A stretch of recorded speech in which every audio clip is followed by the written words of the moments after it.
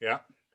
I mean, do you remember when I was with you last time? You said we start at 7, we finish at 9, and we were still going on at 10:45. Yeah. Hold on. We still going on. Well, okay, I was going on. Thank you. But sometimes I don't finish Kyle's until 1:45 in the morning. Well, you had to finish that night because if No I had, IET, Lawrence. oh, I've been before we started tonight. I'm not going to fall into that trap again. Okay, it is 7 o'clock. Lovely, dead on. Dead on. Oh, look at the doggy. Good evening, everybody. Welcome, welcome, welcome. Thank you for joining us on one of our Spiritualism Lyceum nights. The whole idea of these nights is during this time of lockdown in the UK, which January, February, and however long, I'm bringing in evenings during the week where the sole topic is spiritualism. As those of you who know the church and familiar with the works, Saturday nights we have a whole range of people talking about different subjects. Wednesday nights are about spiritualism and subjects arising from them. So last week we had Tim Abbott giving a talk on clarifying the evidence in messages. Tonight we've got a very nice young gentleman with us, Mr. Barry. Kyle. Mr. Barry Potter. Barry, good evening, sir. How are you? I'm all right, thank you very much. Excellent, excellent. If you could just briefly, you know, that means under an hour, tell us tell us what you're going to be talking about. And the whole idea of us doing these on Zoom, ladies and gents, is so that you can actually interact and get that chance to talk real time with people, ask questions. And please, no question is daft if you don't know the answer. All right, time and time again. And I've done it when I can't ask that. I'll sound stupid. Do you know? No, you don't. If you don't know the answer, ask the question. So you can do that by, I believe, going into the participant screen at the side and raising a hand electronically. Trouble is, you don't see this on the host page, so I'm trying to tell you something that I can't see. But along the bottom toolbar there, reactions. Thank you. Reactions on a PC or whatever. Okay. There's so we do that. Intelligence, you see. So with intelligence. So there in the reactions, you can see I've just put a little gold hand up there. There is another way of doing that. I can't find it, but please do, and we'll come to you. So Barry, sir, briefly, your topics for tonight, please. They say my topic. I'm going to be honest with you. I leave it open to you. Let me explain to you. For those that have never seen me, I am a trance medium and I've served spirit for 43 years. And I talk mainly about the past. I talk mainly about the teachings of the past and how I come into the movement and how it helped me to develop and things like that. And people like to react on that because you see, you've got people that are just coming in for the first time. They don't know what to expect, or things are happening around them and they don't know why it's happening. So this is the time to ask the questions so that you can get the answers. Now, let me be open and honest with you. I don't know the answers to everything. No medium does. The way that I've done my work, I started as a child, and I say as a child because you see, the house I was born in, before it was converted into a house, was an undertaker's. So I was brought up with ghosts because we used to see them come out the attic, out the cellar, pass us on the stairs. So I was a nervous wreck until I came into the ism. But then once I came into the ism, things happened so quickly. It was unbelievable. And things that I've gone through was explained to me and helped me to understand. And that is why I like to help people. And, you know, to help somebody to move forward is a good thing. But I'm going to explain to you, and I make a point of saying this every time. When I started developing, a beautiful lady grabbed my hand and she said something important, and I've always kept to it. She took my hand and she said, young man, she said, I've got a prayer for you, and I want you to say this prayer every night before you go to sleep. I said, what is it? And this is the prayer, and you'll understand why it was given to me. Lord, while I'm asleep, take my inner spirit to the school of learning, that I may share the knowledge of truth with my brothers and sisters of the earth. Now, I'm going to tell you, my friends, I have never read a book on spiritualism. I can read, but it don't sink in. It don't penetrate. I don't bother to look on the internet because I'm going to be honest with you, I don't know much about it, but it is a case of that when you're reading about anything on the internet and out of a book, you're reading about other people's experiences. They're not helping you to understand yours. So that prayer was very important to me because I found by doing so, Spirit have taken me to the school of learning. And by God, they've given me some knowledge. I've stood on the platform giving my address and words have come out my mouth and I'm thinking, where's it all come from? It's come from Spirit. So everything that I've learned has come in the true natural way. Because I will say this to each and every one of you, there is no medium out there that can teach you to become a medium. If the gift is there, they can nurture it. They can bring it out of you. Because you see, that is Spirit that's working with you. Otherwise, you've got these that, oh, Tara, I can make you a medium in 6 months. Well, let's just say you can see what kind of mediums you've got within 6 months.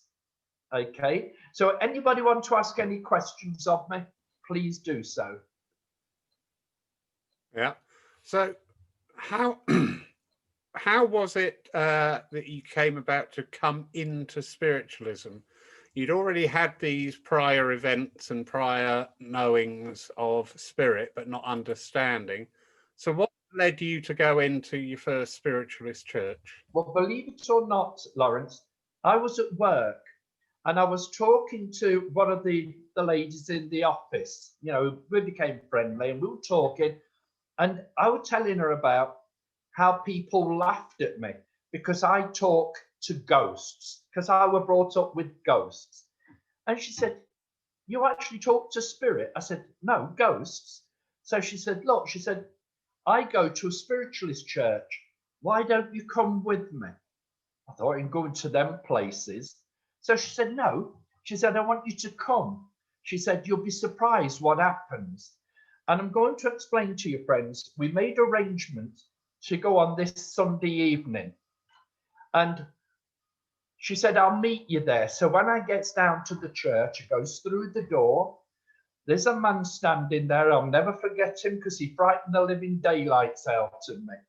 He stood there wearing a black suit, white shirt, black tie, a little black moustache. And he said, can I help you, lad? And I thought, oh my God, he's an undertaker. I'm ready for running. And he saw I was nervous. So he took me into the church and he introduced me to a lady. And this lady, I'd never seen her before. As I sat down, she turned around and said, you're a natural. You are? You're a natural. You what? She said, you're a natural, pretending not to be thick. I said, yes, I am. And I'm not joking. That lady, she took my hand. And what happened that night, my friend didn't turn up, but I stayed with this lady. And what happened that night, what I saw on the platform, I told the lady what I was seeing. She said, I can't see it. And then within 5 minutes, the medium turned and said, can anyone do? She said, I told you you were a natural. So that's how I came into the church. Because a friend, I did tell her off when I saw her on the Monday, I'm going to be honest, we're not turning up. But I was that intrigued with what I'd seen, what I felt, and what were being spoken of, that, believe it or not, friends, I'd go to work, I'd come home, have my tea, get a shower, get changed, and I'd be at the church every night of the week. But I was never there for messages. I was there because of the energies. The energies. You could walk into church years ago feeling as miserable as sin, and the time you've walked out, you feel as though you've been down the pub all night. God, the energies were fantastic. Today, when you go into church, you go on a high and want to commit suicide on the way out, you know, to be honest with you. So that's how I first came in to the movement. Right. So I bet your friend was popular. I'll meet you there and not turn up. Thank you. That's what I said. I told her off on the Monday. Because quite often it's one of the biggest hurdles for people to actually go into churches. And to a degree, I get what you're saying, because I've been to churches as a working medium, and sometimes the receptions left, shall we say, a lot to be desired. Other churches you go in, and similar to the experience you had, where somebody actually talks to you and greets you and welcomes you in. And that is a huge thing in churches. I had somebody say about a year ago, they remember their first time of coming into the church. It was so lovely. Lawrence was there laughing and joking, welcome me. And I thought, I'm really glad to get that feedback, not for my ego, but that we're doing the right thing. The lovely Sue, who's on tonight, she's my right-hand lady. She's been manning the door since we reopened after the first lockdown, and doing that job of, hello, how are you, welcoming you in. So yeah, that's so important, so important. That is very important, the welcome. I mean, to be honest with you, I go to my churches, and if I do get the opportunity, Lawrence, to come to your church, you will find I like to talk to everybody. I don't want to know who's passed into spirit. I don't want to know what their lives are like. I like to get to know the person, have a laugh and a joke. Because, you know, when I go to my churches, you know, the one thing they always say, Barry, when you come, the vibrations rise. It's uplifting. And that's what you want, the vibrations to be uplifted. So then instead of coming into church feeling, oh, I've got to sit there as though I'm in the, you know, the Undertaker's waiting for somebody, you want to feel as though you're part of a family. And when you're part of a family that you can all connect, have a good laugh and everything, that's fantastic. You heard me say earlier, Lawrence, I was president of a church. Do you know, I'm not going to tell a lie to you. The church was cram bang full every time there's a service. And we'd be laughing from the time we walked in to the time we walked out. They should have closed the church at 9 o'clock, and we've been there at 11 o'clock. People didn't want to go home because they were having so much fun. It was like a night out for them. And that's what it should be. Very much so. You surprised me. I didn't have you down as much of a chatter, Barry. Hey, I'm being quiet tonight. I know, it's quite. Somebody slipped something in your coffee up there. Thank you. Right. So, where did you start to develop the abilities that you have? Because it's one thing to have them, but it's another thing totally to start learning the disciplines, the whys, the wherefores, the do's and don'ts. So how did that unfold with you? I started, the church I was invited to with my friend was Bourne Way Spiritualist Church in Leicester. It's no longer there. The building's still there, but unfortunately the church is no longer used, okay? And I went in and I started by going into an open circle. And your open circles, I will say this to you, friends, my circle that I went into was being run by a reputable medium, not the secretary, not a healer. It was run by a reputable medium, Mrs. Marjorie Backers. To be honest with you, when I went in, and I don't know how people run the circles where you are, Lawrence, but the way that Marjorie done it, those that just come in for the first time, always sat at the bottom of the room, but those that had been coming for quite a while, in other words, developing, were brought to the top of the room so that they could see those at the bottom and work with them, okay? And I went in and I sat at the bottom of the room, which I was asked to do. And I could see spirits. I could see the movements of the silhouettes, black and white, but I didn't say anything. And Marjorie stood up and she said to me, she said, I don't want you to sit down there. I want you to sit next to me. And she made a gentleman move further away, okay? And she said, the reason I'm doing this, because the energy's down there and nothing to what's up here. And believe me, when you're around the medium and they're working properly, the energies are stronger. And I'm sure you'll agree that, you know, when you're in a circle and then you go on the platform, the energies are even stronger then. And that's how I started. And she said to me, she said, I know you're a gifted child. She didn't say you've got the gift. She said, I know you're a gifted child. And I'll tell you something, she made a point of me sitting there every time. But I will tell you straight out, she did not allow me to stand and give a message until I'd been going for a good 12 months. She said, I want you to feel the energies. I want you to listen. I want you to watch. And that's what you had to do. You had to absorb everything. And this is how we said, you got to nurture. Because you see, she wouldn't tell you what you'd got to do. You had to go by what you felt. Because you know, when you come into the church for the first time and you're in a circle and you want to develop, the most important thing that anybody should tell you in your circle is sense. Learn to use the senses. Learn to use your energies. And people say, but it's not easy. It's very easy.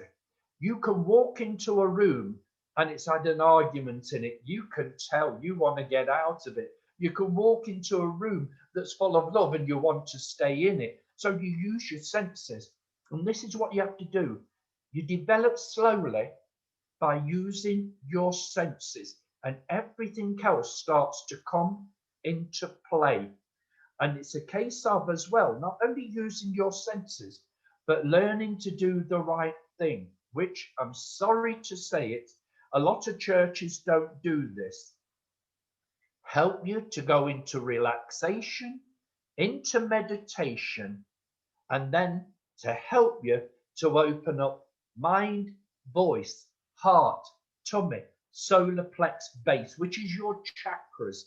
And I didn't understand the chakras. I'm not going to lie to you. I didn't understand what the chakras meant until Marjorie explained to me step by step. And she said, I know when a person has gone into meditation. And I said, how? She said, first of all, once your chakras are open, she said, spirit enter through the left and leave through the right of the hands. You know, I was like, this sort of thing, not understanding. She said, but also, she said, when you try to move, if you just move your feet, she said, then you've not been in meditation, because your feet become so heavy. It's like wearing lead boots, that you've been grounded, that you're earthed. And they don't do that today. They don't show you. So you see, when people ask me questions, yes, I'm willing to help them. And I will help anybody I can. I run circles myself, Lawrence, and I've done it for years. Bourne Way, Lee Circle, both in Leicester. And we'd have as many as 50 to 60 people in the circles. Today, you're lucky if you can get 6 or 10 into them, because no one's willing to help them. Yes, circles and the way they're run is always a topic. We could do a whole program on that. Yeah. With the open circle, the way I run my open circle is I discourage mediumship in the open circle. because it's learning to sit. I'm sure there's a lot of people out here. I can see Lynn, I can see Sue, Pam, who I know sit. I'm sure that Kyle, I assume you sit. Jamie, I know you sit. Learning to sit, I'm sure you'll all agree, was really hard. Trying to switch off and sit quietly and not let the mind go can be really, really hard. And that's one of the first hurdles to overcome. And to also learn some of the etiquettes of when you're in circle with other people, because it isn't a free-for-all. There is a level of discipline that needs to be maintained. You've got to have a level of courtesy and respect for other people in the circle leader, you know. You go to a circle to learn from somebody. So you should show that courtesy and respect. I've had it in circles where somebody will argue with me and say, no, you're wrong, it's this way. And I've gone, hang on, you asked to sit with me to learn from me. So please do me that favor of trying it, but don't sit there. Because the other thing about sitting in a circle, whichever type it is, open, closed, development, healing, etc., is you build that bond and that vibration, and as you quite say, the energy. And that can be very easily shattered by one or two people getting a little bit leery or a little bit envious or just out to make mischief. Yeah, you're spot on there, Lawrence. I'll be honest with you. You've heard me say yesterday in Sue's group that when you go into meditation, people say, come into the circles, go into meditation. It is impossible. You cannot do it. You've had a bad day at work. The old man's playing up, the kids are playing up. You've got to come into a circle, switch off like that. It's impossible. So what you do is learn to relax. You learn to come into the energies. And, you know, even if you fall asleep, and I get told off for this, but I used to run my circles and people used to fall asleep. And I would say to them, you needed those energies, because when you're asleep, spirits are working on you to help you to go deeper into meditation. But they're also giving you relaxation. They're also giving you healing at the same time, things that are needed. And I'm going to explain something to you again, coming back to, you know, how I was nurtured. Until I came into the movement, I was a nervous wreck. And believe me, when I say a nervous wreck, if you said boo to me, I'd run a mile. And a lady again come to me, she said, you can't meditate. I said, why not? She said, there's so much going on in your mind. She said, you cannot go into relaxation nor meditate. She said, but I'll give you a tip if you're willing to try it. I said, well, I'll give it a try. And then I will admit, friends, I laughed. I laughed at this lady when she told me what I'd got to do. She said, when you're sitting in the circle and all these thoughts come into your mind that shouldn't be there, think of a waste bin and say, in the bin, in the bin, in the bin. I thought, you daft so-and-so. But when I sat in the circle, I thought, well, I'll give it a try. And I'm not going to lie to you. I never do lie when it comes to anything about spiritualism. Well, I don't lie in general, but I'll be honest with you, when it comes to spiritual, it means so much to me. After a few weeks, sitting in that circle, throwing everything in the bin, nothing came into my mind. Everything went straight into the bin. And I learned how to relax. I learned how to come into the meditation. And here's something else as well. You hear people say, I go into meditation.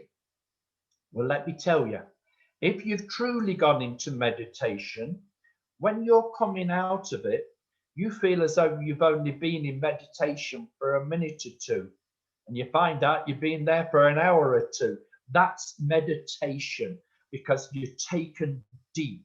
And this is what we need to bring back into our churches, the true teachings of mediumship, by first of all getting the fledglings to understand about the most simplest of things to help them to go forward, which is sensing, opening the chakras, learning to relax, and learning to go into meditation.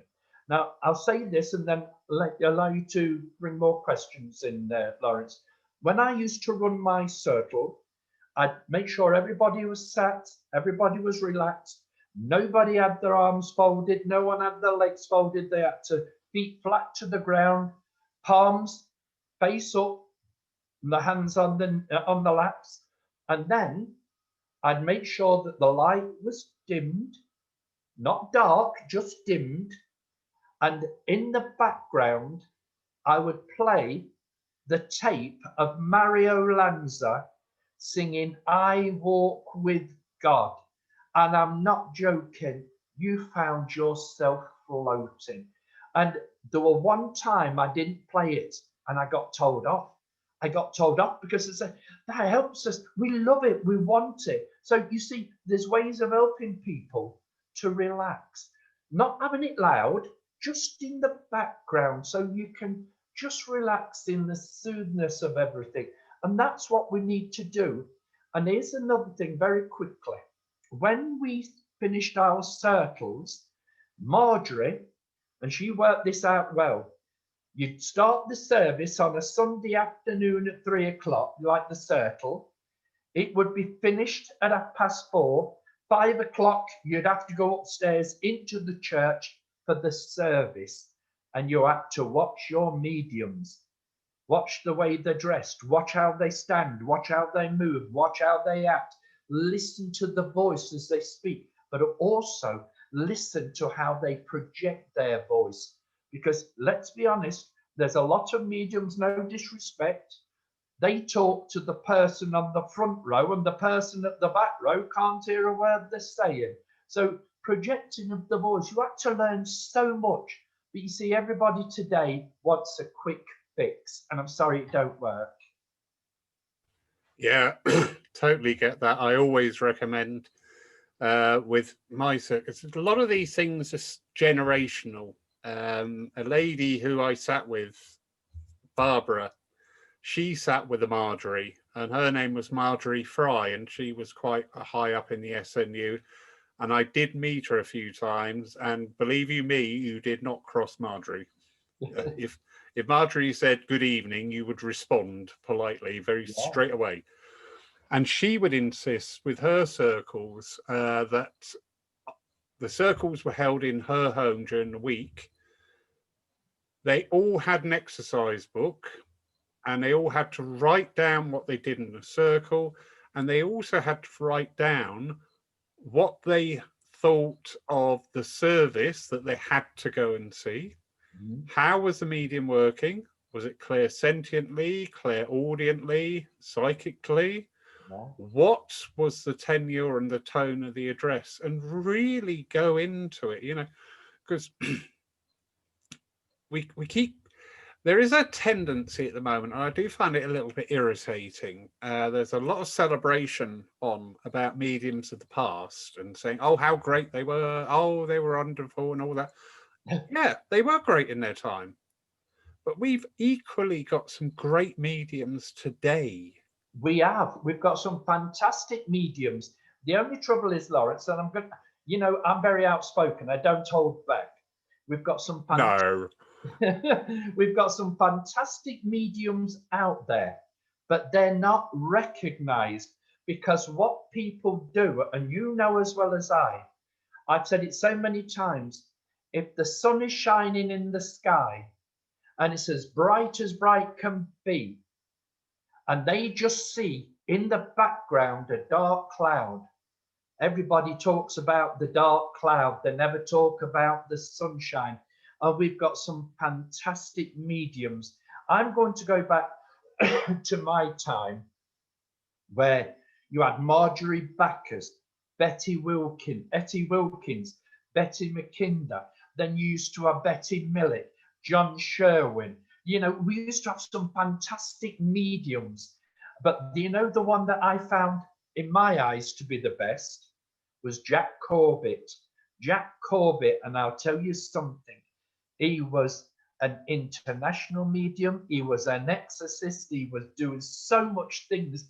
And you see, people don't look at these mediums of what was, because you see, we've lost part of their teachings, of their knowledge, and the connections with spirit, because everything today, sorry to say it, is about giving message, giving message, giving message. It isn't about giving messages. What it's all about is giving the energies, because you know, when spirit come forward, it isn't a right, it isn't a demand, it's an honor, and it's a privilege to receive.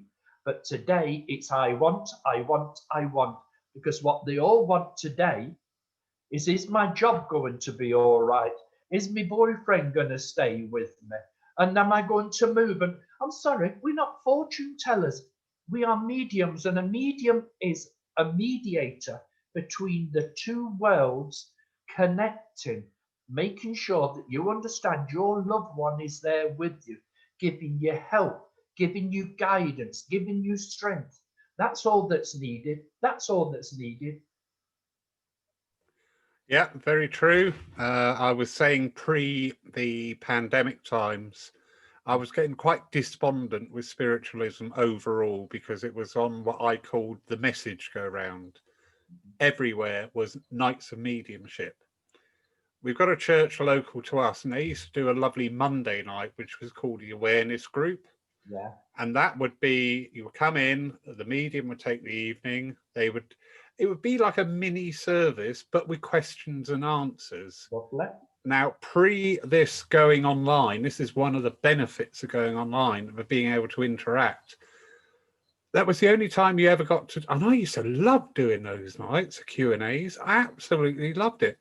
And you would get 4 or 5 people turn up, which was such a shame, because you would have the other nights with whoever medium in, and you get 40, 50 in. And I just thought, you know, we've lost that gloss, we've lost that skill, we've lost that heart energy. No disrespect. Yeah. What's Messages can be so. what's gone is the fact, years ago, people wanted to understand about spiritualism. They wanted to know that once their loved ones pass from this world into the next, that they're okay, that they're moving forward. Because let's be honest with you, as regards this, Lawrence, the one thing all of us, and I don't care whether you're a medium, whether you're this, that, or whatever, the one thing is, none of us want to think that when we take our last breath, that's the end of us. We're just put in the furnace or in the ground, no more. So what we did years ago, which they're not doing today, as I said, it's all about messages. When we lost someone to the realms of spirit, we went because we wanted to understand that they're still with us, that we're able to sense them, that we're not on our own. And do you know, when you just said about questions and answers, that is a good thing, questions and answers, because, you know, I always say it, and I will repeat it time and time again. Ask, you will receive. Seek, you shall find. Knock, and the door will open. And when you're asking questions, it means you're seeking. And when you're seeking, you will find. And when you find, the door to the spirit mind opens up to you. And this is where you gain your knowledge. This is what gives you understanding that when it comes to your time, you're going to meet your loved ones that's gone before you. You're going to be there having a good time, and they're welcome. And this is something I always make a point to letting people know. Do you know, when someone takes a transition, they don't realize it, but they've got the best of both worlds. Because, you know, when you're in spirit, you're back with your loved ones that's gone before you, but you're still able to connect with your loved ones that you've left behind. So you've got the best of the two worlds.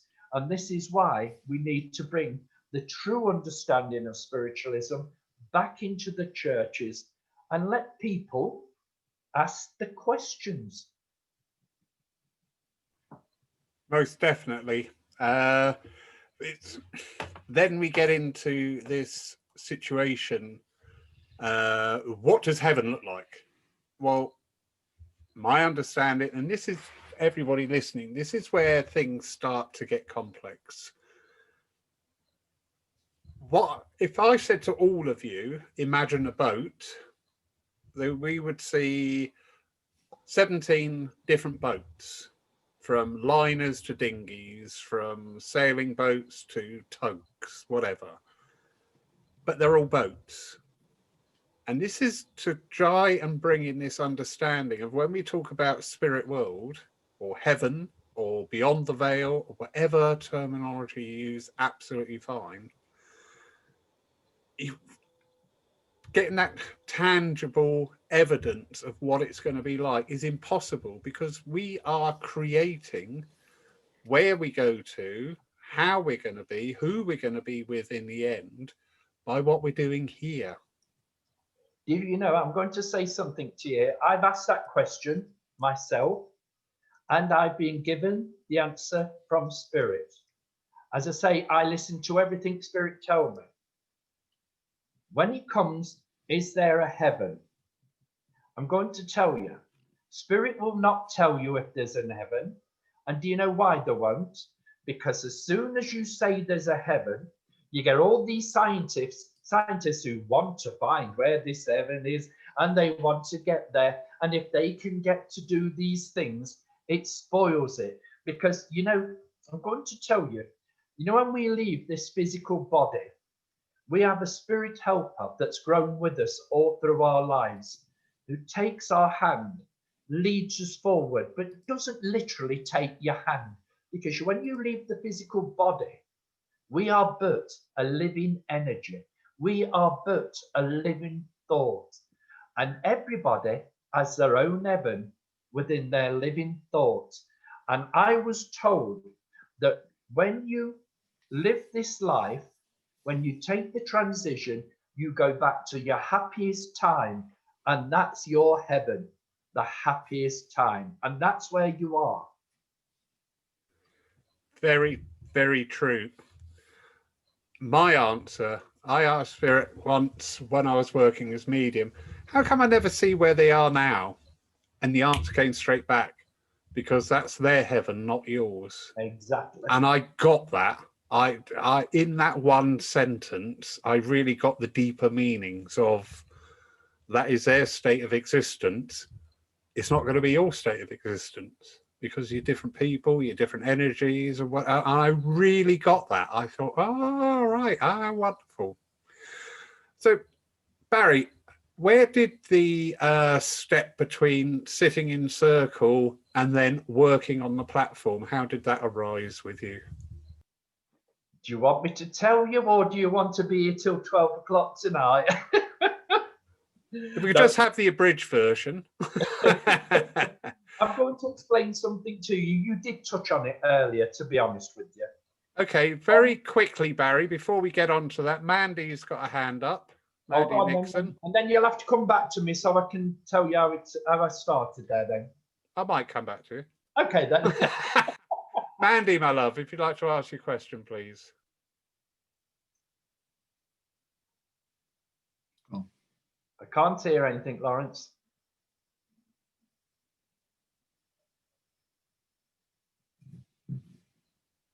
No, it might have been a misfire. Never mind. So, Barry, how do you... Look, if the lady wants to come through, once she's got through that mute, whatever it is, you know, once she's gone through that and she wants to speak, by all means. Now, I'm going to explain to you, you touched on it very briefly, Lawrence. I told you I was in the circle. But you know, after you'd been in the circle for 2.5 years, Marjorie then invited you into the home circle. And once you were in that home circle, by God, you learned so much. And I could tell you all week on the things I learned from that area. But then, after I'd been going for 2 years, she said, right, I'm going to start taking you around to the churches. She said, you're not going on the platform. She said, I want you to sit in the congregation and I want you to sense everything that's there. And there, Marjorie and Doug, her husband, took me to all the churches. And I'd been going for a good 9 months. And all of a sudden, she said to me, I want you on the platform tonight. I said, you what? She said, I want you on the platform. I said, I'm not ready. She said, no, you're not giving out messages. I want you to sit on the platform next to me and feel the energies. She said, because the energies are completely different. And it wasn't until 6 months after that, she stood up and she said, you can get up your backside, she said, and you can give a message. I'm not going to lie to you, friends. I did stand up. And this is the message. I'll never forget it, and you'll understand why I won't forget it. I stood up and I went to a gentleman and I said, I've got a mother vibration here. I said, and she's holding her chest, which shows to me automatically she suffered where the heart is concerned. I says, and she's telling me to tell you, you need to have peace of mind. At this moment, things are not settled for you. I can hear her playing a piano. And I said, do you understand it? No, I think you're rubbish. So I sat down. Marjorie got my collar, pulled me up, went to the gentleman. She said, is your mother in spirit? Yes. And did she pass with heart conditions? Yes. And are you going through difficulties at the moment? Yes. And you love to sit in the peace with the music of the piano?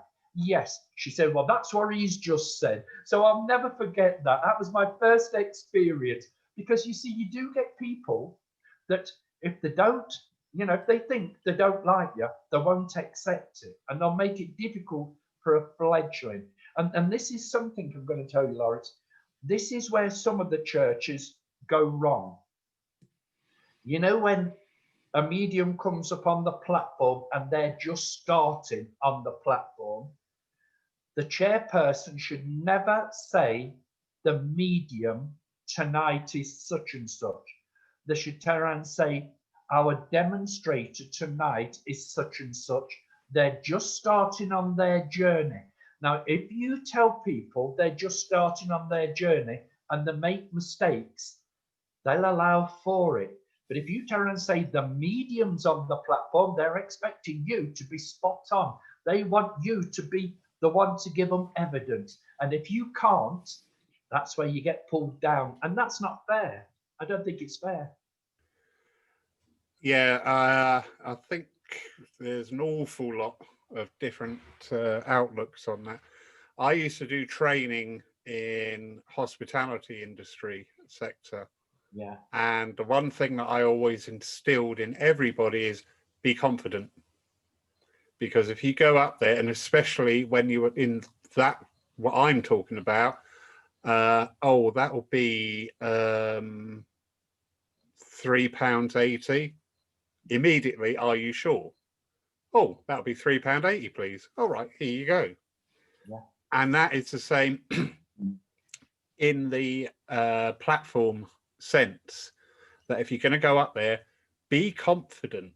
But also, if you can, I've done it with people out of my circle and also people who I know who didn't have the opportunity to be introduced to the churches by going up and taking a part within the service.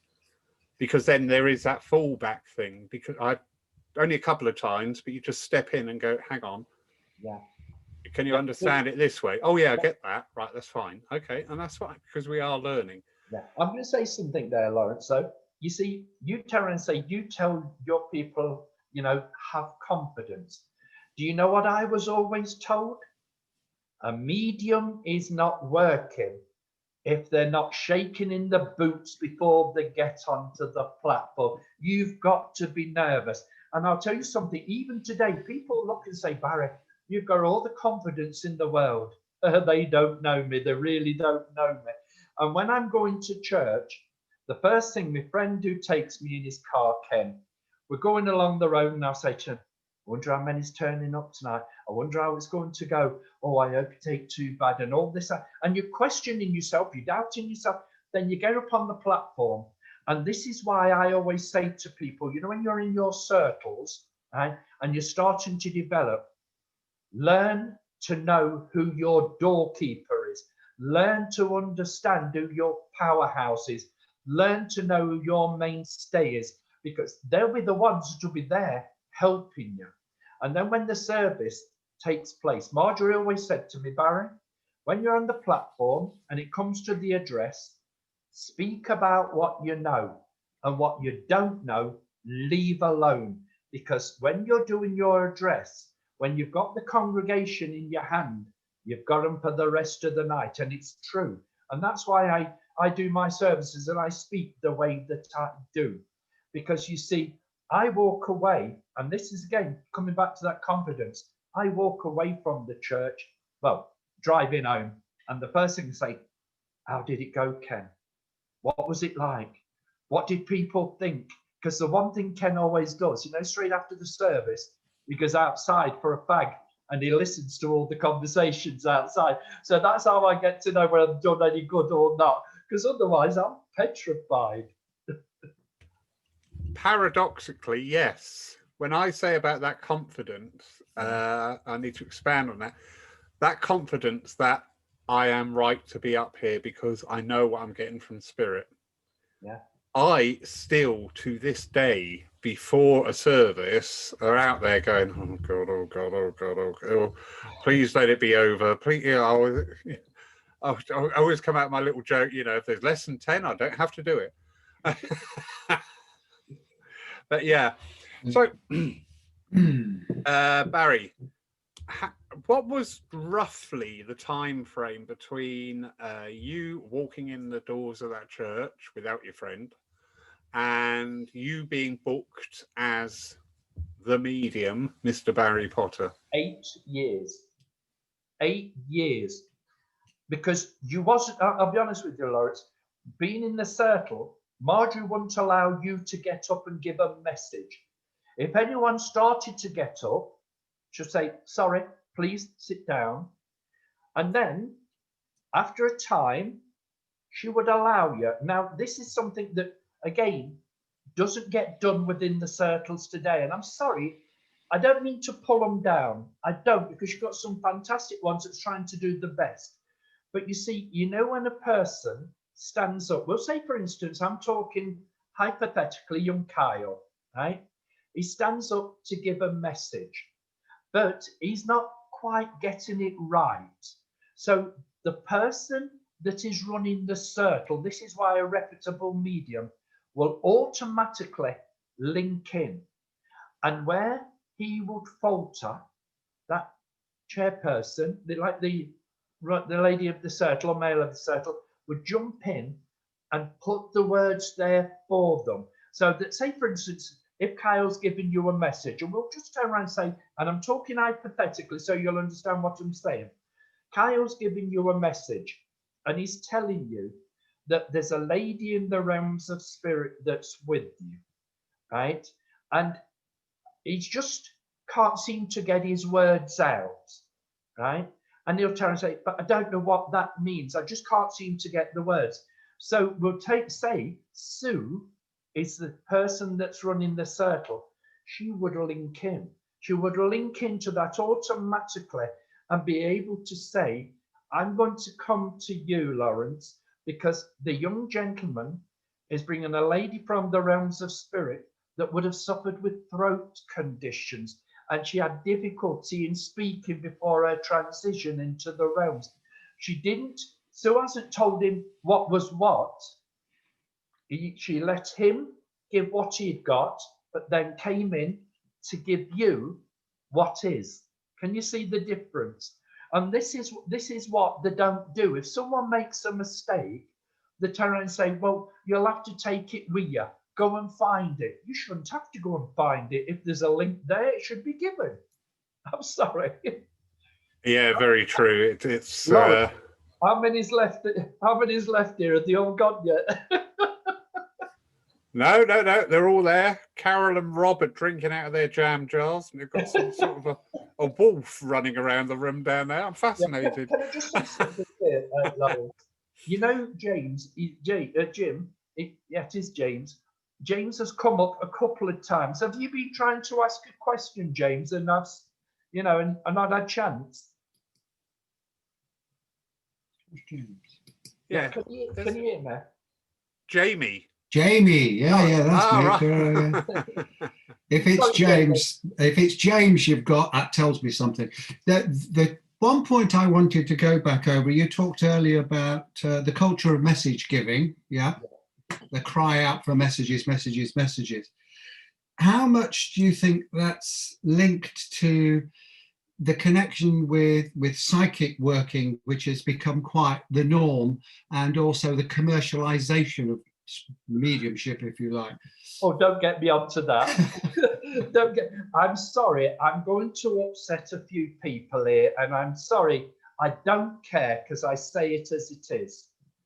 The trouble today, we've just been talking about your development, okay?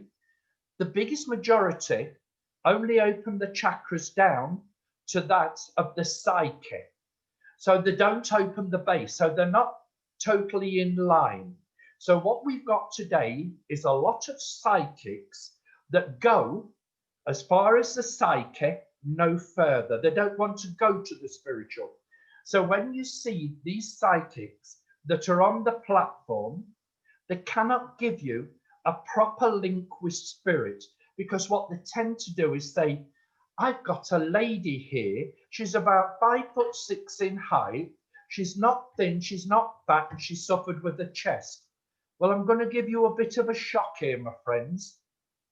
My dad was one of 27. Mum was one of 16. I'm one of 9. I'm an uncle to 59, great uncle to 57, great great uncle to 42, and a granddad to 6. So I can take any name, any birthday, any condition you want to give to me. So I want evidence. So you see, for someone to say that, I'm sure you could take a lady about 5'6" in height that suffered with the chest. Or they'll turn around and say to you, I've got a gentleman here. Is it your father or is it your grandfather? You're linking, you tell me. So they're not actually linking spiritually. So what they tend to do, and this is why I'm not popular, because I say it to the face. I never talk behind anybody's back. I tell them to the face, because you see, what they tend to do is the link with you. They listen to when you say things to them, and then they're starting to add on, and then it's a case of, well, I'm just being told that things are not going right. Well, come on. Everybody in life has got something that's not going right. You know what I'm saying? So what we need is for someone to be sincere, dedicated, and honest, and link with spirit. So let's turn around and say, these psychics should not be put on the platform. And again, I've told this to the churches. They should not be put on the platform as psychic mediums. They're either psychic or a medium. They shouldn't be called a psychic medium. And I get loads of abuse because of it. And do you know what I do? I try to say, I couldn't give a toss. Sorry for my language, but I couldn't. Because at the end of the day, you've got a beautiful little church like your own, okay? And you've got genuine people such as yourself. Why should you be pushed to one side? Why should you be belittled by these idiots that think they're the great I am? Because all they're out for is money, money, money, all on an ego, and put themselves on a pedestal. And I'm sorry, I'll speak out like this, and I do. And I don't go behind anybody's back, because, you know, if I've gone to church, you know what the old saying is? If you can give criticism, you should expect criticism, okay? And if I see a medium on the platform that's the biggest load of you know what, I'll go up and turn around and say, sorry, I don't think you're ready yet to go upon the platform.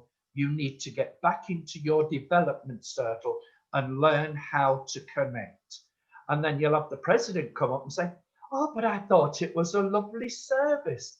Well, it was that lovely. The people in the congregation were texting on the phone and opening the hymn books to have a look around. So to me, that's not the way it should be. You haven't seen me work yet, but when you do, you'll probably throw a tin of rotten tomatoes at me. Just for people's benefits out there, where we're talking tonight, and this very good question, as always, Jamie, thank you. Does everybody quite comfortable with what the difference is between a psychic and a spiritualist medium? Because if you're not, it's absolutely fine. Yeah, getting lots of yeah. How about you, Karen and Rob? You're right, yeah. But a lot of the public aren't. And Exactly. I'm not decrying psychics. I have seen two psychics working together get somebody's PIN number, and I knew the person they got the PIN number from, and I trust them implicitly. And I said afterwards, I'll change my bank. Change your PIN number. yeah, but before that, I said to them, come on, was that on the level? They went, yes, it was. I've experienced direct telepathy from spirit, and that's a whole new level. I only did it once, but it was like, oh my goodness. So, but yeah, we are spiritualist churches or centers, and to have psychics up there, psychic has its place. I was always taught as a developing medium that you cross the psychic stream, that your awareness starts to grow. So you do pick up psychically from people, but then you progress. It's a little bit like when you're a kid and learning writing. You know, when you learn writing initially, you do everything separate. I don't know what they do nowadays. God knows, but never mind. But you used to write every letter separately.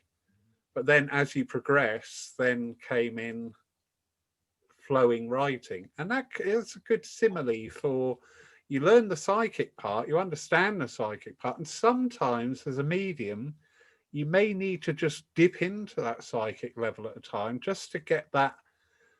Not every sitter is very well behaved and very disciplined and understands what's going on. Sometimes some sitters, you just need to go, oh, hold on a minute, that. Oh, yeah, I get that. And just to get them talking and out there. But yeah, good question, Jamie. Very good question. Like the answer, Barry. Because to me, it's the two things seemed linked. Yeah, Sorry, the two things seemed linked. That's the growth of psychic readings and the commercialization of spiritualism, really. It is. It's all about, Yeah. to be honest with you, the trouble today is everybody wants money. Everybody needs money to survive. But the trouble is, please forgive me, and I'm talking about me personally. When I do my readings, I charge £15 per person, not 35, not 50, and not 75. And that money does not go into my pocket. It does not go into my pocket. It goes into a tin. Now, I'm a pensioner. So anyone that's on a pension knows you don't have a fortune, okay? So when I go to my churches, I never charge for the service, never charge for the service. Yes, Ken, who's the driver, he's completely different. He'll charge for his petrol. That's a different matter. That's his business. But then, if I've got to say, like when I'm coming to you, if God wills me for to come, I've got to put myself into B&B. I've got to pay for me. I've got to pay for Ken. But I don't put that cost on the church. That comes out of the money that I'm taking from my readings. So what I'm doing by doing my readings, putting that money from the people to help me to go and help the churches that can't afford to pay these ridiculous prices. True. Oh, you've all gone quiet now. I've upset them. I can see the lights have all gone on. That's because we're all on mute. No, I agree, Jamie, with the psychics. You see, it's that basic misunderstanding of what we're about. If I could psychically go to Jen and start pulling out all these facts out of her aura, out of her energy, mind to mind, with such precision, Jen would go away, tell people, go, oh my God, he's amazing. You know, he knew all this stuff. And that would spur other people. And that's where it starts to escalate. We've seen it. I won't mention their name, but there's a local medium down here who, if they're doing a service or they're doing a night at your church, you will sell out.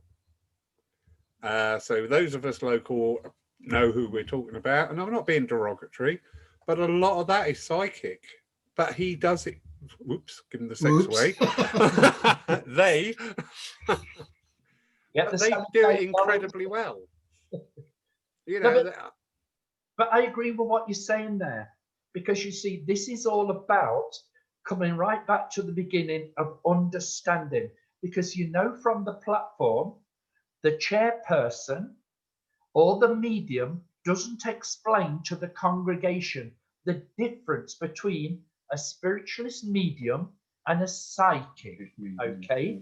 And because of this, when they sit in the congregation, they've seen a psychic and they're thinking, oh, great, I'm going to get a message. I want a message.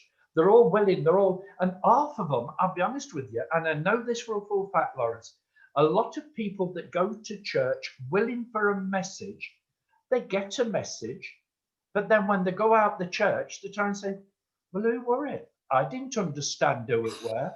Well, the link wasn't for you. You shouldn't have been taking something that wasn't there for you. And this is why everything comes down to the teachings of, you see, you've heard me speak of this. I'm sorry to say it. We should tell all of the people that are coming into the circles within the church to develop about Helen Duncan. Because that lady, if it wasn't for her, we wouldn't have the spiritual movement as we've got today. Because we've got the freedom to do our work because of her. And yet she's an unknown to the people within the church. You'd be surprised how many times I've asked certain mediums, have they ever heard about Helen Duncan? Who's she? I have to tell them. They shouldn't have to be told by somebody like me. They should be told in the churches so that they know how things moved in. Is something, I bet you didn't know this, Lawrence. Do you know in the 1900s, did you know a lot of mediums went with banners just like that of the suffragettes around the towns and cities with the banners saying spiritualism, and they used to get attacked, they used to get stones spit at and everything. And they don't look at what was, they think, but that was those days. Yes, it was those days, but if it weren't for them people, we wouldn't have the movement that we've got now. So let's bring it into perspective here. Yes, you've got to have modernization, but don't lose the fact of the good old teachings, the nurturings, the way to connect, because that's what we're losing. Yeah, definitely. There is. I wasn't aware of the banners, but I was aware that quite regularly there would be stonings and windows put in, etc. But there was a huge movement in the 30s where they would actually pack out places like the Albert Hall and have a Lyceum and have an evening of philosophy. Winifred Moyes, who founded the Greater World Association, little lady, tiny, frail little thing, and she would pack out theatres up and down the countryside, demonstrations, not of mediumship as we know it today, I've got your mother here, but philosophy, pure philosophy from spirit. Important. And sadly, nowadays, I always say to people, do you know what? When you go to a church or a sitting or a centre, it doesn't matter. When you get that one message, that one cinching proof, and you go, they're there. We've all seen the generic, I've got a grandfather figure here. Used to do a lot of gardening. I've got a grandmother as well. She used to do a lot of cooking. That's not good enough. No, but we can all do You something know? like that. You see, Lawrence, I'm going to be honest with you as regards. Hang on, just a sec, Barry. Let me quickly finish off. Apologies. It's all right. I'll take it out of your wages. So, but when you really, we've all had it. We've all had it. We've all had that one message, and you've gone, yep, that's it. That's my evidence. I know. What Spirit are doing there is once you've had that, they're inspiring you to go out and find out more. Because if that process has happened with mother, father, grand, sister, partner, whatever, and they are able to communicate, it's going to happen to you. Yeah. Seek and you shall find. And when that happens, you found it. You see, you just spoke about philosophy. I'm going to be honest, there's quite a lot of mediums today can't give philosophy.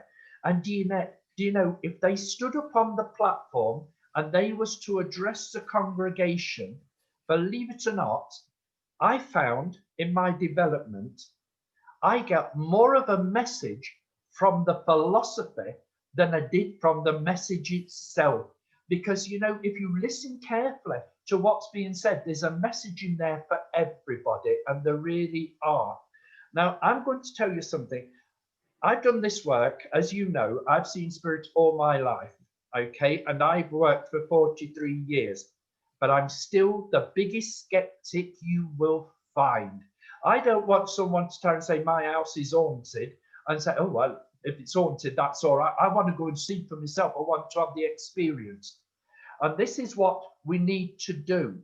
A lot of mediums do not go for experiences, never had the experiences. The only experience they get is on the internet or a story that somebody's told them.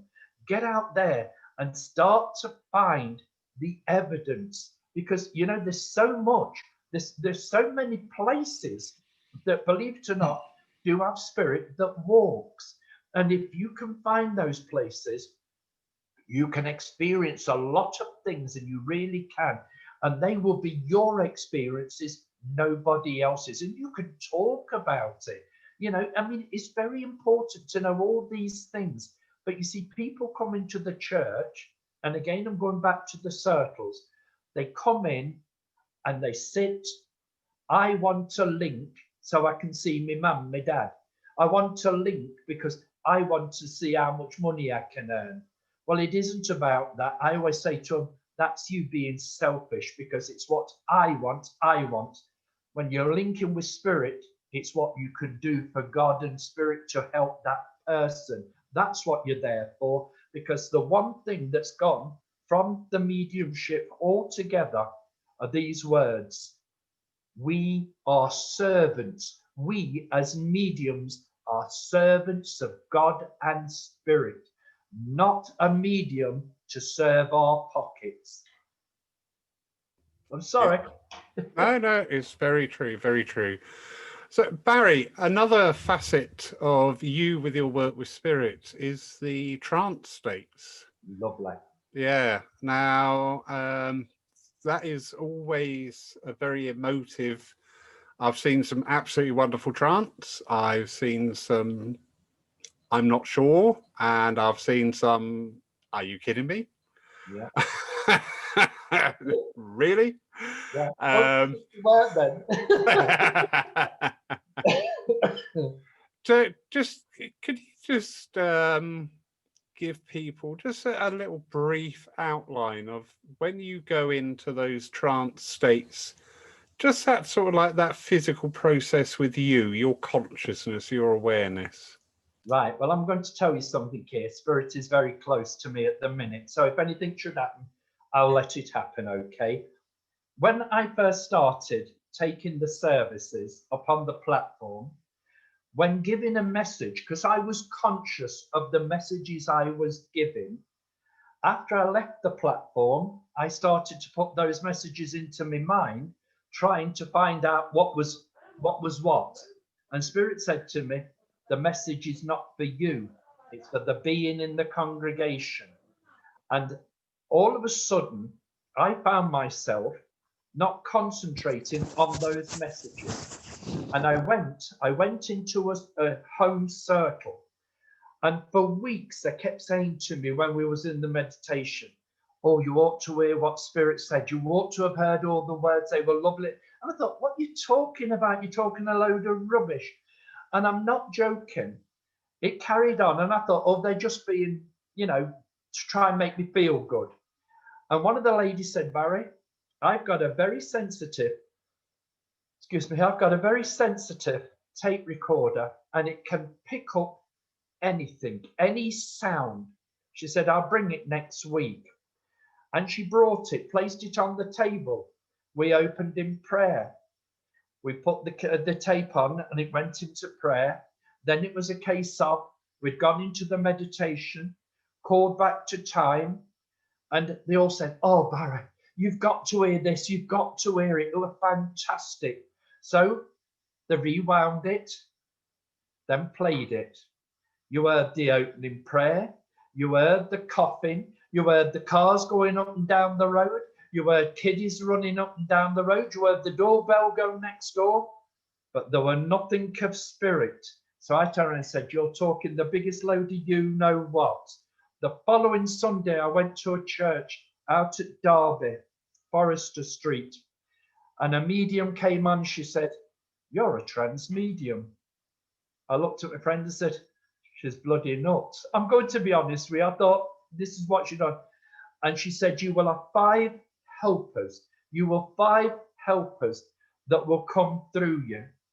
And we walked away and I were laughing, saying she was an idiot and all the rest of it. The following Sunday, I went to Lincoln, took the service, and I was taken over completely. And the president said, 5 spirits came through you. And I'm being serious, I couldn't believe it. I really couldn't believe it. And I'm going to explain something to you now. I know that Spirit is here because they're starting to take my breath. So please, the way that I work is I let Spirit take control. I let Spirit take the voice. I do not sit upon a chair doing heavy breathing and then bringing forward someone that no one knows nothing of. Spirit divine attends all prayers. They do make the heart the home. And we in Spirit, we know how to work and use the vessel that sits before you. There are many of us that will come and speak the truth. For many of you are searching. Many of you are doubting. Many of you do not understand. But you will find what we of Spirit wish to give to you. You are just the vessel. You are but an instrument. No man of the earth can teach you to do anything because you are a man of free will. But we of Spirit, we can guide you. We can nurture you. We can help you in many, many ways. Man of the earth is just beginning to understand this, but they are afraid to allow Spirit to take full control. You look around you, and as you look, there are what you call mediums, and they are in different stages of progression, but they are afraid. They are afraid because they do not know what Spirit is capable of. We can give so much to you.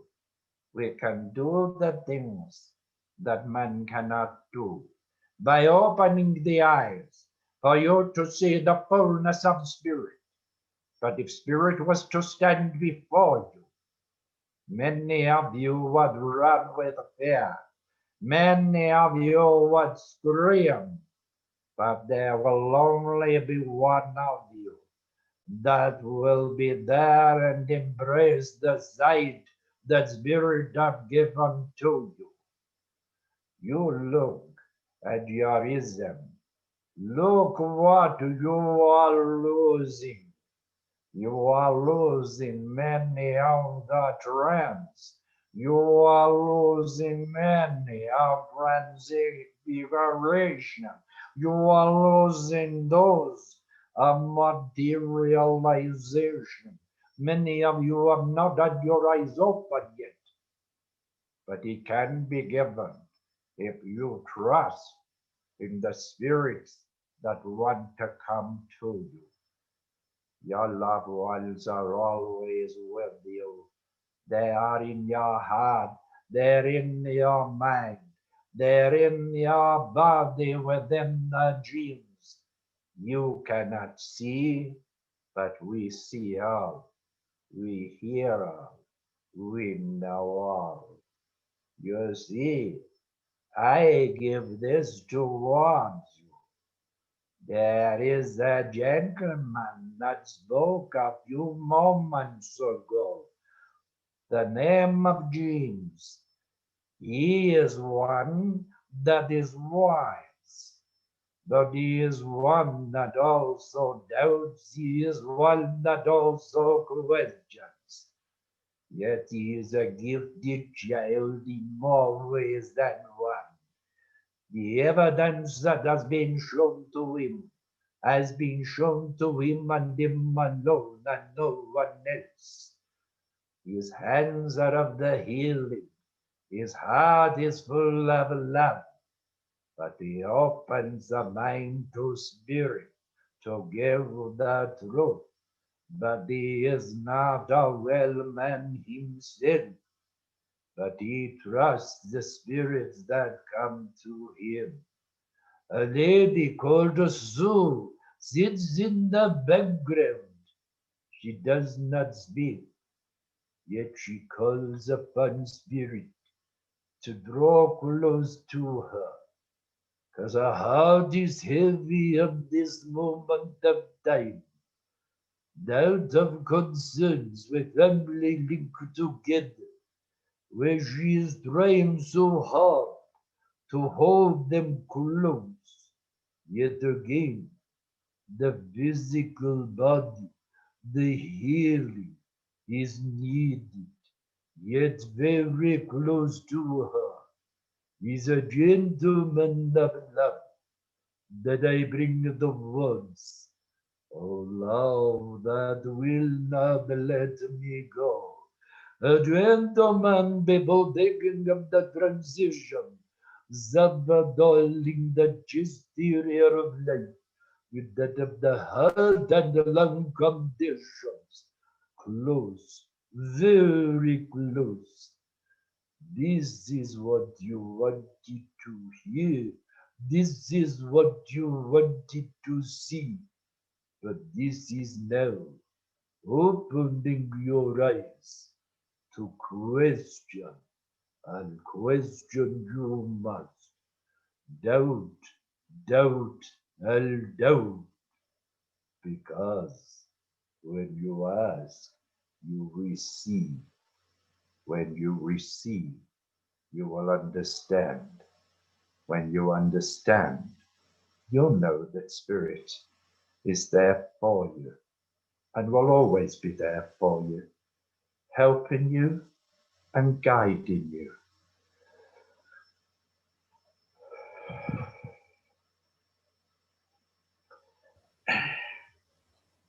Thank you.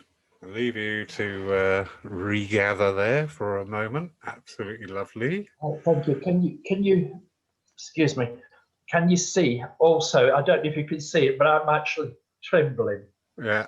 And this is what, excuse me, this is what Spirit do. You see, I allow Spirit to open me. I allow Spirit to take control. I'm sure, like you said earlier, Lawrence, that you've got these trans mediums, that you've seen some very good ones, and believe me, so have I. But then you've got those that you question, And then you've got those that you think, what the hell are you doing? And this is because I lack my confidence. This is where I put trust into spirit and let them do everything, because then I can't say that I'm at fault, because if anything that's at fault, it's my spirit helpers that haven't given correctly.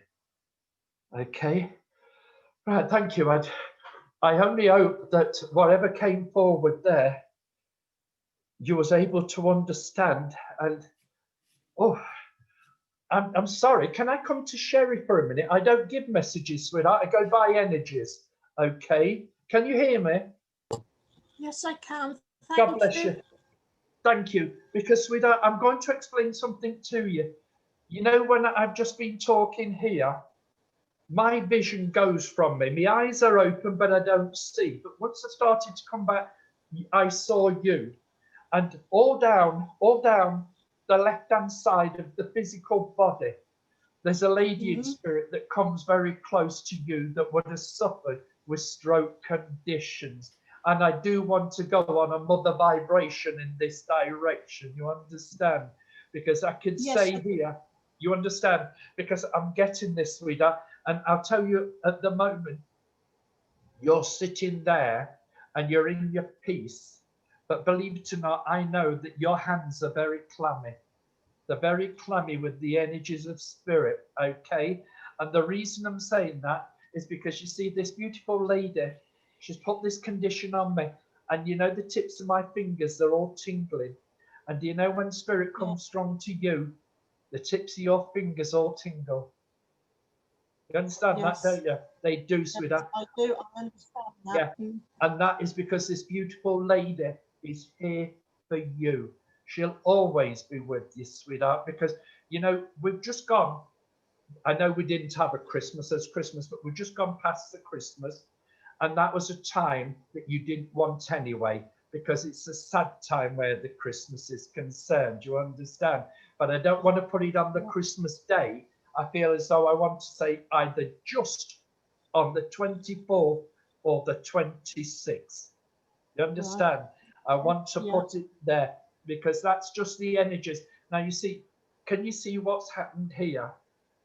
We were doing questions and answers, and Spirit wanted to come forward. But because they came forward, they were drawing off all the energies. And this is again what people don't understand, is that a medium has to take the energies of spirit, their own energies, and the energies of the congregation, because that's how the powerhouse gets all the energies to build it up within. Yeah. You understand?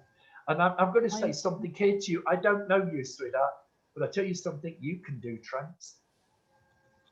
You can do it. Oh, wow. No, you can. And I'm going to explain to you why. I'm going to explain to you why I'm saying that, sweetheart.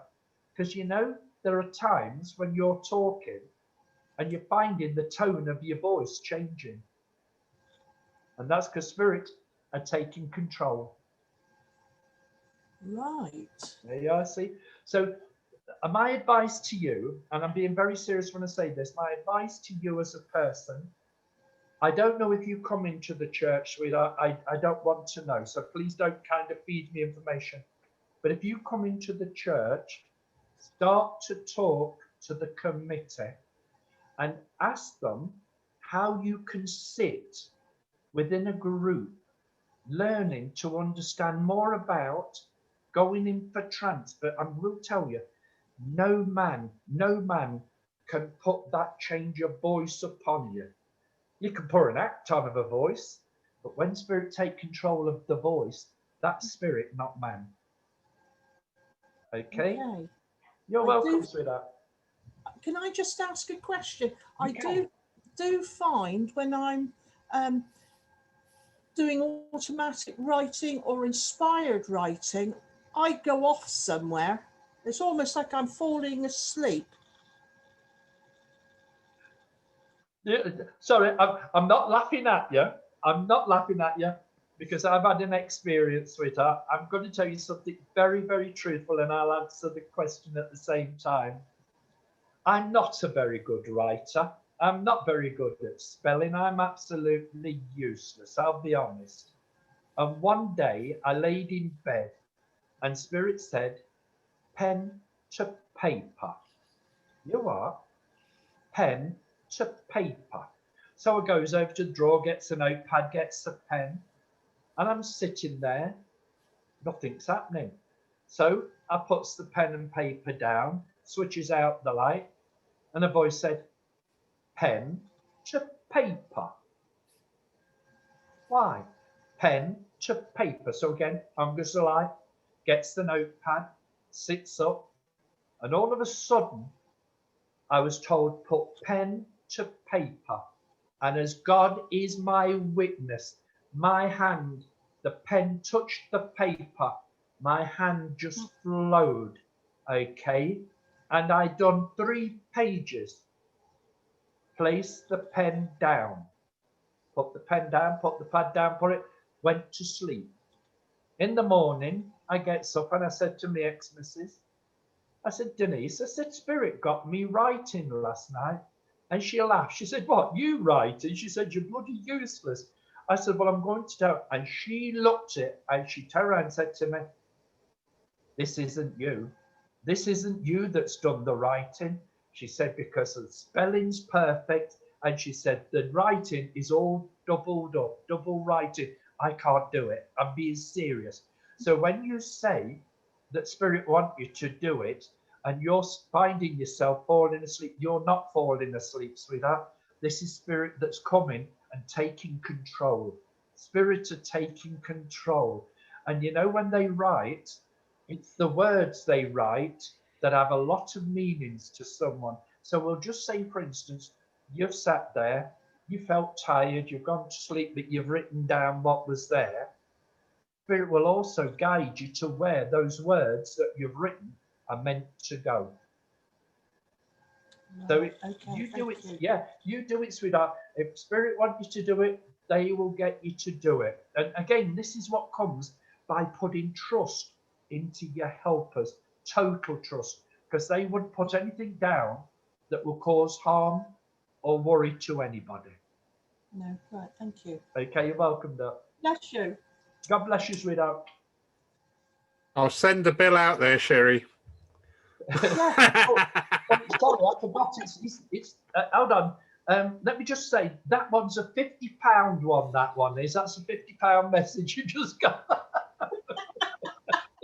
Sweetheart, I tell you something. I'm being very serious. That is a joke, because you know the day I ever charge anybody that kind of money is the day that I shall give up completely, because it isn't the way. Isn't the way, sweetheart.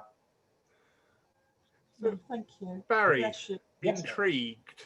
This has often been asked of mediums in trance, and the answers always differ. So it's very interesting how such a personal thing this is between the spirit and the medium. Your consciousness, Mr. Potter. Yeah. When that starts to unfold, and we could hear it in the voice there, there were just a little telltale signs. They were going, okay, come on, let's have a chat. You can hear them coming through. You can hear them coming in. Excuse me.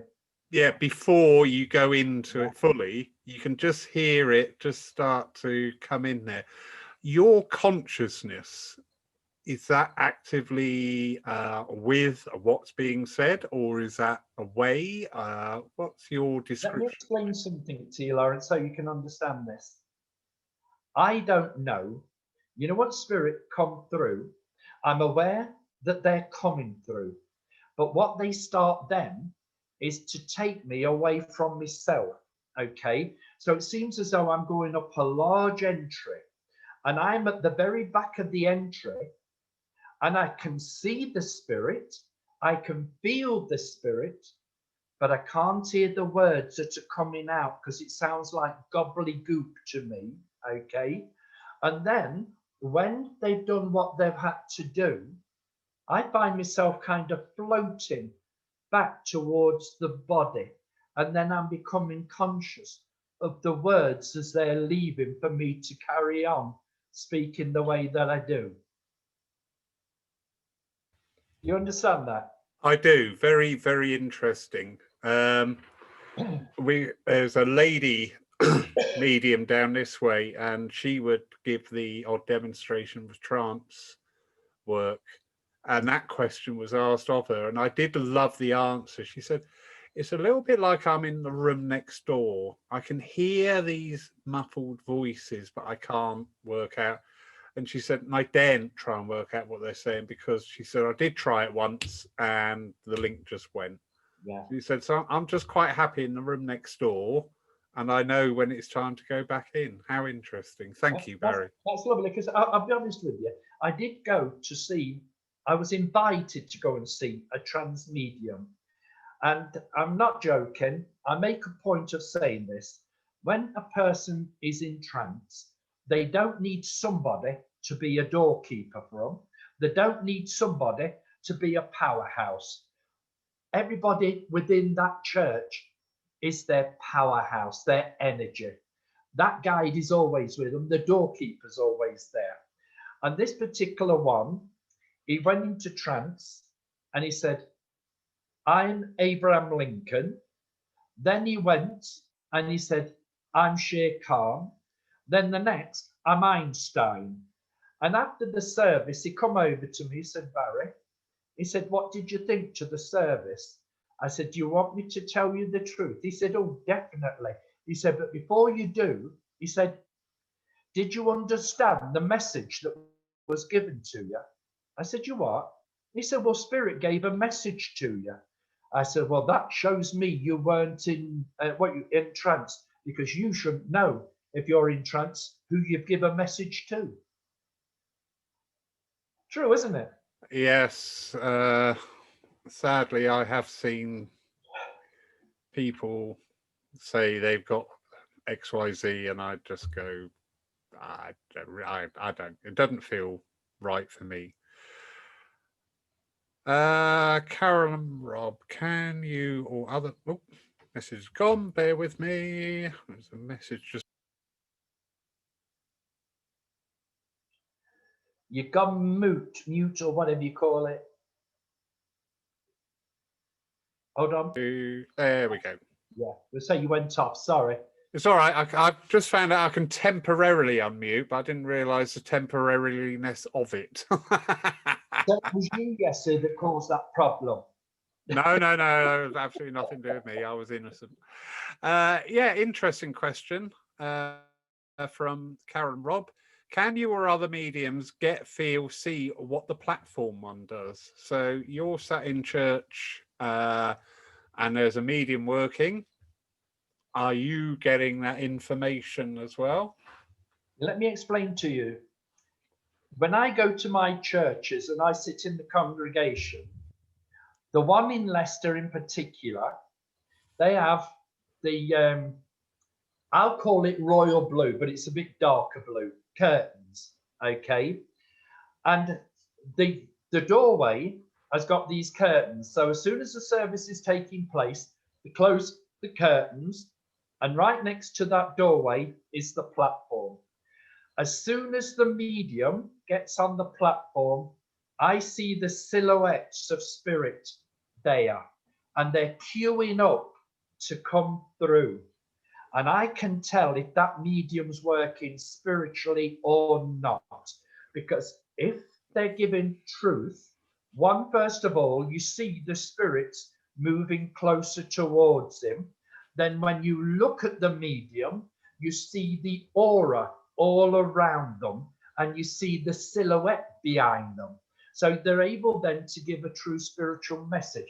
When that one's finished, you see the next one coming. And I can tell you who's coming through. And this again is what we should all be able to see once you've learned to develop properly. You should be able. Here's something for you, Lawrence. Whoever asked that question, right, and I'm glad they did, when they go into church again, if they can't see the silhouette, of the spirits around the medium, what they need to do is look around 3 inches above the head of the medium, not looking directly above, but able to see the face, but 3 inches above them. So you see how I am here? If they look about, I don't know if you can see it, about this much above me, Yeah, they, about there. that's it, right? If they look just above, now I'm going to do it for you, Lawrence, okay? I'm going to be honest with you. Because you see, I'm looking just above you, and I know the energies of spirits are there with you. I've seen it all night. But I'm actually seeing spirit within you because I see your face completely change. You've got long featured face, yet the one I'm seeing is more round faced, deep eyes. You understand? And I'm going to explain to you, this does link where family is concerned. Because you see, I feel in this direction, I'm looking towards that of an uncle vibration. I want to go on mother's side of life in this direction, and spirit come through you, because everyone seems to think that when spirit come forward, it's got to be a guide. It isn't. Family is just as important, and that's what I'm seeing with you. You understand that? Thank you. Yes, I do. Yeah, thank you. You're welcome. Expanding on that question there, Rob, very interesting. On Sunday, oh, sorry, Carol, Rob, Carol and Rob. Stop arguing. They're having a row down here. On Sunday, my father came through twice. He came through while we were working online in the morning. Yeah. And also he came through in the service that we physically had here in the service in the afternoon. Both messages had good evidence, and I don't mean the fey generational stuff. I mean good pertinent evidence that I could identify as my father. 2 quite different characters, the way they were portrayed, because of the medium's interaction, the medium's input. Yeah. That I found really interesting, because there are things like in the English language, the word rose has got 14 different meanings. R-O-S-E, R-O-W-S, R-O-S-E. So that one word has got all those different meanings. And I equate that to when you were working mediumistically, we'll get something put upon us, or a word will be said, or something. Our mind will then bring in an understanding of that word. And I just found that really fascinating that Sunday. I was just looking there. Also got to remember, Lawrence, you know, we as the living being, right? They always turn around and say there's 2 sides to every person. There is. So you see, the first person may have brought one mannerism towards you and you could relate to it. And the other person could have brought, the other medium could have brought the other side. So you're getting this. And here's another thing that a lot of people don't understand. Did you know that when you're standing, you're giving a message from spirit? You can give a message twice to the same person. Did you know that? No. Yeah, you can. Let me explain to you, because what happens is, if, say, for instance, like you just spoke about the father vibration, if I came through and gave you a message, then went away from you, and the medium, say, went over to Kyle, okay, then came back to you again, but not with father, but with grandfather. Oh, okay. Yeah. So you can get 2 messages in that sense, you know. So it is a case of that, you know, people will say, oh, but you went to them twice. Well, I don't know who I go to, so I could have gone a dozen times, you know what I'm saying? But the person turned around and said, yes, you came twice to me, but it were 2 different people, but brought the same message. That gave confidence. When 2 come from spirit, and they can give you the confidence that you're searching for. Yeah, yeah, true. Yeah, no, I do get that very much so. So, if anybody has got any last questions to ask, we're here till 11.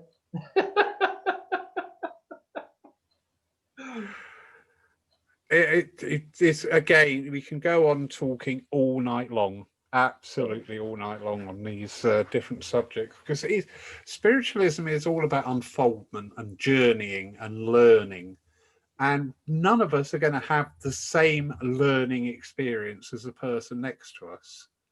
So it is a very personal thing. There are the basic tenets that we should learn and try to build into how we progress. But it doesn't matter where you are on that spiritual field. I know we got somebody in tonight who is investigating spiritualism, and that's wonderful, because the first thing you need is that open mind. You know, if you sit there going, "No, it's a load of rubbish," you're never going to get over that hurdle. Everything that you do after then will be tainted by that until you actually go, "Do you know what? At best, I've got a really open mind. At super best, wow, I totally believe." So it is, and it's a continual process and a continual unfoldment and a continual learning. Because don't forget, the very basic message of spiritualism is life is eternal. Yeah. But can I bring something in here? You said a gentleman is there, and and he's questioning, and he's questioning spirit, and you're saying open your mind. No. They are totally new and trying to find out. Yeah, I was going to say, because what I always say to people, always be a skeptic, always be a doubting Thomas, because a doubting Thomas will always find the truth. And this is why I always bring these words in. Ask, you will receive. Seek, you will find.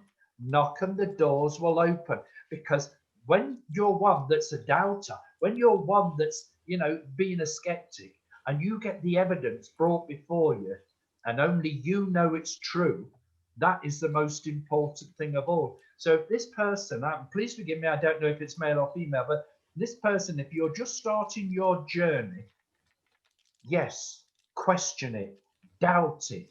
I do, believe it or not, I pull it to pieces sometimes, because I need to find the answers myself. Because I might be 70 going 71. I'm still learning, and I shall learn till the day I take my transition. And then, poor old devil me, I've got to learn when I get the other side. I don't remember every message, everything that's happened when I've been working with spirit, but I do remember the pertinent things, the ones where I learn. Yeah. And one message, the communicator from spirit was the father of the lady in the church. We'd established the energy, the identity well enough and everything. But as the story unfolded, at the end, this gentleman was particularly difficult, and the lady, you could tell by the reaction of, yes, that's an understatement. But he said something, and I thought, oh, wow. He said, "I am so sorry for that. I do, you know, I thank you so much for everything you did and putting up with that." He said, "But my passing was part of my experience." And I thought, oh my God, I've never thought of that. Yeah. You're so busy concentrating on the life path that actually, you know, the way that everything within your life, including that transition period, is part of your experience. Of course it is. You know, I'm going to tell you something very truthfully. Going back years ago, and I'm talking years ago, I learned very quickly, you know, when you go into a spiritualist church and you sit in the congregation, if the medium comes to you and you know anything about spiritualism, you say, "God bless you." If you know something about spiritualism, you say, "Thank you."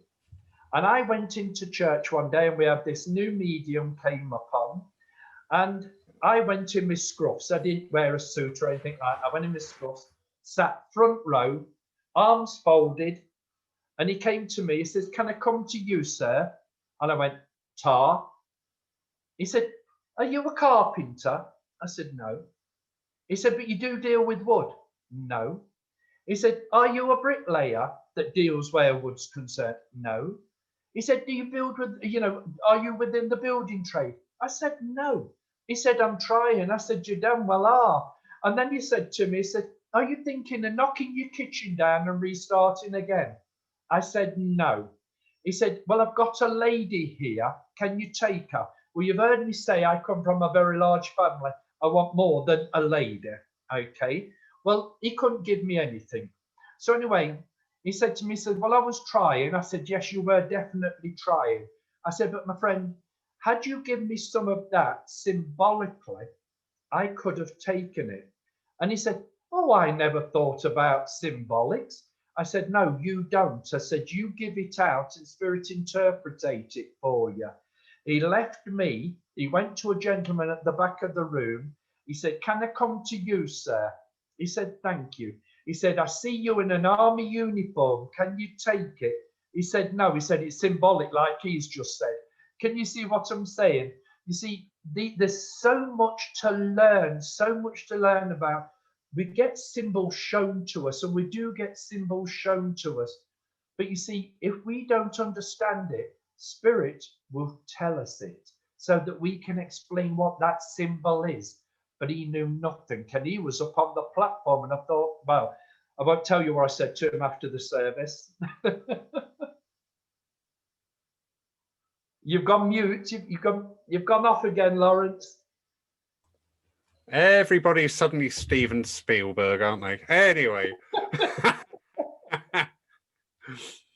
There's some very interesting films out there. I saw one the other night. Some films absolutely atrocious when they deal with spirituality. Some films actually very good.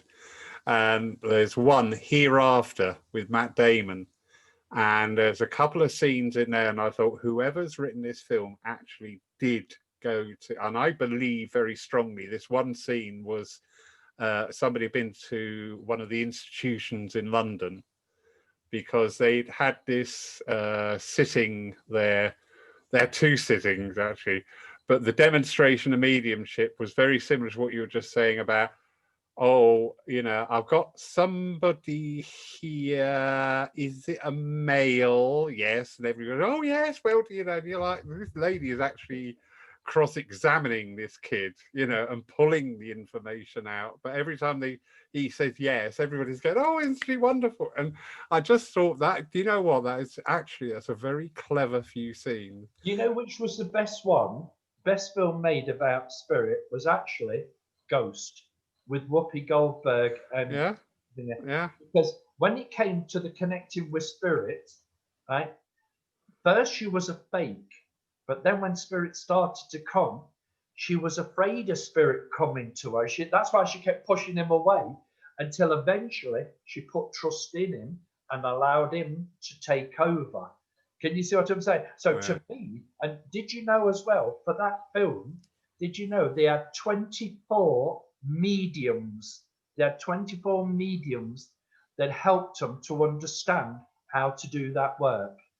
All right, how interesting. It's funny, isn't it? In the mainstream media, there are some, you know, good one. Slightly off of mainstream, but still nonetheless very well worth watching. One is called The Shack. Awesome. Absolutely lovely story.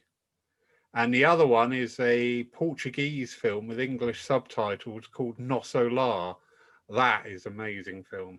That really is. Don't be put off by the first 20 minutes. If you ever find a copy of it, do not be put off by the first 20 minutes. But oh my goodness. Oh my goodness. I've never seen so much teaching in a film which suits my little tiny brain. Well, Barry. I'm going to be honest, I won't watch any films on ghosts or anything like that because it's scary. And it's bad enough when I have to look in the mirror first thing in the morning. Oh, don't. I watched one of the Insidious films about 6 months ago, and I went to bed and I thought, bugger this, I'm getting up again. I have a nightlight as well. I just thought, you silly old bugger. Barry, sir, absolutely wonderful. Has anybody got any final questions at all for Barry? Cara and Rob are going to recharge their jam jars in a minute and let the wolf out. Oh, they have recharged their jam. Send them some glasses, somebody. I know they live in Wales, but they can't have proper glasses. Barry, absolutely beautiful night again. Love your energy, love the way you present. The trance was an extreme bonus for us. Thank you. So thank you, and thank you to your guides and inspirers for that as well. Ladies and gentlemen, absolutely wonderful night. Thank you so much for joining us. Before you go, Lawrence, can I first of all thank each and every one of you, even though I've not been able to see who's been here. May I thank each and every one of you for joining the group. I hope that I've been able to help in some small way. And I always say a small way, because, you know, if you can take a little bit away and it gets your little minds working and start to question, that's a good sign. And I've got to say thank you to you, Lawrence, because it's been an honor, it's been a privilege to come and join you again. And if I get invited, which I don't think I will, but if I get invited again, it will be a pleasure, because I'll be honest with you, you're a very good host. You know exactly what you're doing, and you come across and you actually give so much within yourself. And that to me shows a very humble man. And as I've said to many people, with me, you see how you're seeing me here on the questions and answers? This is me when I go to church. I'm just plain old Barry Potter, as common as they come, and I'm proud of it. Yeah, and that's the way to be. It is. So, what do we got coming up? Saturday night, we are back live on the church Facebook page, and we have an evening with a gentleman called Robert Bourne. He is a healer, and do you know what? I cannot lie. I cannot say this any other way. Robert came to see me when I asked him to take a evening for us, because he lives fairly local to us. He popped over to have a chat with me. And do you know what? This guy, he's a healer. He walked in, and within 2 minutes, I was zonked out. I was just so calm and so, absolutely incredibly interesting energy around this guy. I don't experience that a lot with people, trust me. No. But this guy, just in talking to him, I'm almost hypnotized. Absolutely wonderful. But he's going to be telling his story, and it's quite a lively one as well. His background is within the music industry, and probably in an energy that a lot of it, well, I used to be in that energy when I was younger, but I wouldn't go back to it nowadays. I couldn't keep it up. But he's come from that to this inner development and this understanding of healing. And it really is. I'm really looking forward to hearing him. I really am. That's going to be a real treat. So that's Saturday night, 7 o'clock on the church Facebook page. Sunday morning back on Zoom, we have our first of our divine services on Sunday. That'll be at 10:45, and that is with Stephen Trolland. We'll be taking that service. And then 3 o'clock back over on the church Facebook page, being streamed live from within the church. So anybody local to the church, if you wish to attend the service, you are more than welcome. Obviously, we need to look at all the restrictions, so don't travel. I did say to somebody who lived about 35 miles away, do you know what? I can't justify you coming, because that's a 70-mile round trip. And really, I think that's not in the spirit of things. But if you are local to the church, please come along. If not, just watch the live streaming. That'll be on the church Facebook page at 3 o'clock Sunday. Oh yeah, and that's me. So in the other side, on the other channels, you've got the Dam Busters and the 633 Squadron. I'd recommend one of them. We have 2 meditations a week, Sunday night, Monday night at 7 o'clock and Saturday morning at 9 o'clock.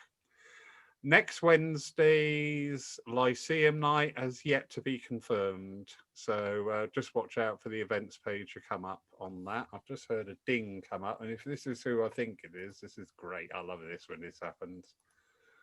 No, it's not. Oh, well, never mind. I thought that was the person confirming. It's not. Somebody asked me something. I don't know. Anyway, Barry, sir, greatly indebted to you tonight for sharing your experience, your knowledge, your wit, your personality. The trance was brilliant. Thank you, thank you, thank you. I've got to say thank you because, you know, there's yourself, Lawrence, young Kyle, and Sue.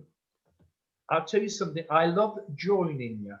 And, you know, if it wasn't for you three people bringing me the opportunity to speak and come into your groups and give me the love that you give me, I wouldn't be able to do the work. And I'm being serious when I say that. You know, I get so much of an energy. And here's something before I do leave you, Lawrence. If the energies wasn't right, my helper wouldn't come through. Yeah. And I've been serious. And I'm going to say, thank you, James. Is it James? Jamie? I don't know what Jamie. I want to thank you for the question that you gave forward. If I do get the opportunity to come again, please, I want as many questions thrown at me, because this is how you're going to find out things. And you'll also find out a few of them will switch off when they hear the answers. But I'm going to love you and leave you, Lawrence. God bless you all. God bless, Barry. Safe Thank journey. you. Bless you. Thank you all, everybody. You can unmute now and shout out. I don't mind. Good night, everybody. Thanks very much. Good night. Thanks, Thank you Lawrence. so Thanks, much. Barry. Thanks, Wonderful. Kyle. Cheers, See you everybody. later. Bye, guys. That was wonderful. Excellent. Thank you. Brilliant. Bye, Laurie. Yaki da. Yaki Thank da. you. See you Right, later, Jamie. Bye, Oh, Sherry. See you tomorrow. Yeah, will do. Oh. Take care. God bless you all. Bye. cheers, Sherry. Bye, Bye-bye. Lawrence. Bye-bye. Bye. Take care, everyone. Got to leave now. Where am I going? Yeah, I know. I'm sat here going, which one is it? Still not. There you go.